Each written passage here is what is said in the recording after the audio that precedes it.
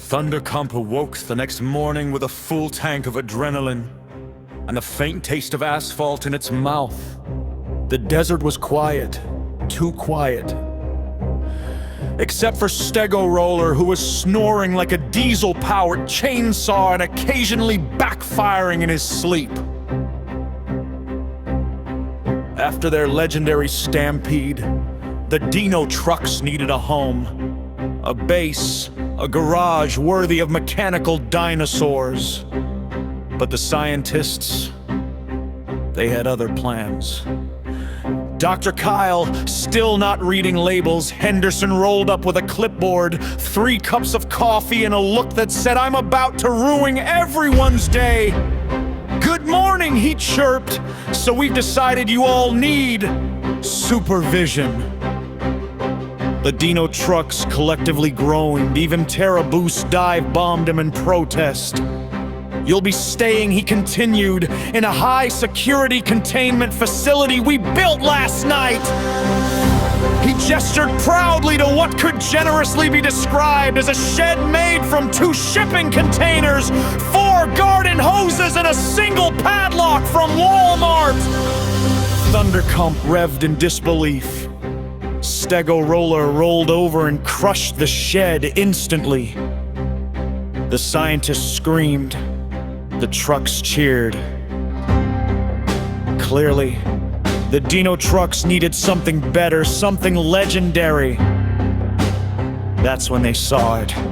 On the horizon, shimmering like a mirage of pure vehicular destiny, stood the abandoned mega speedway garage! A colossal structure shaped like a sports stadium had swallowed a junkyard. The doors were 3 stories tall, the roof was covered in solar panels, and a giant neon sign buzzed to life. "Rock'em Risers."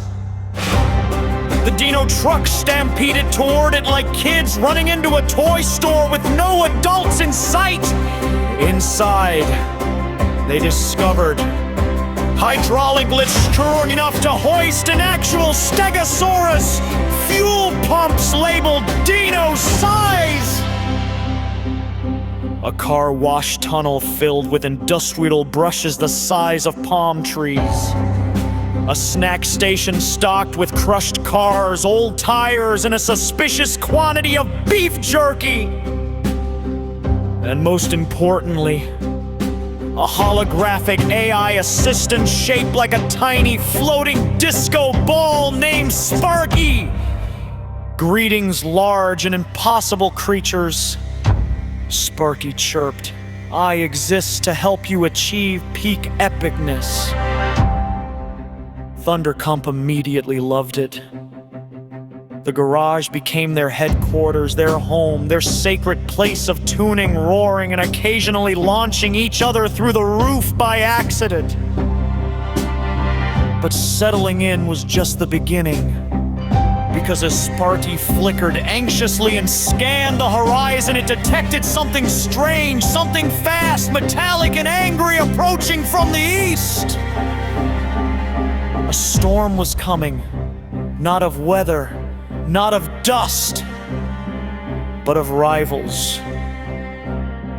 The Dino-Trucks would soon face the only thing more chaotic than themselves: the Mecha Monster Machines!